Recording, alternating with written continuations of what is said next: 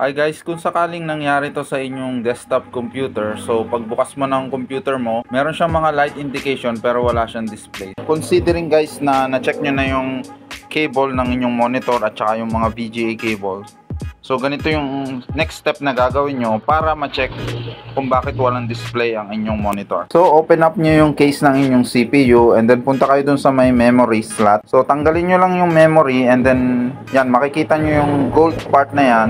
So kung meron kayong eraser, so linisin nyo lang siya gamit yung eraser and then tanggalin yung mga excess dot and then i-insert back nyo ulit yung memory and pagkatapos nun, i-try nyo ulit na i-reboot yung PC and check kung magkakaroon na ng display ang inyong monitor. So after magawa mo yan and wala pa ring display, then proceed ka dito sa ating second option. So sa ating motherboard may makikita kang round na device na kagaya nito. So ang gagawin mo dyan, ipapop out mo lang siya and then make sure mo na naka-unplug yung power supply sa iyong CPU.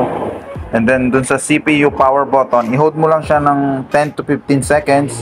So ang tawag sa process na ito ay power drain, kung saan tinatanggal natin yung mga excess power sa components ng ating motherboard, kagaya ng capacitor at mga chips nito na maaaring naging dahilan ng no display issue sa iyong device. So after 10 to 15 seconds, so pwede mo na uling ibalik yung CMOS battery sa motherboard and then itry mo na ulit i-restart yung iyong computer. And I hope this tip will give life back sa iyong desktop computer. That's it. Thanks for watching. Follow for more.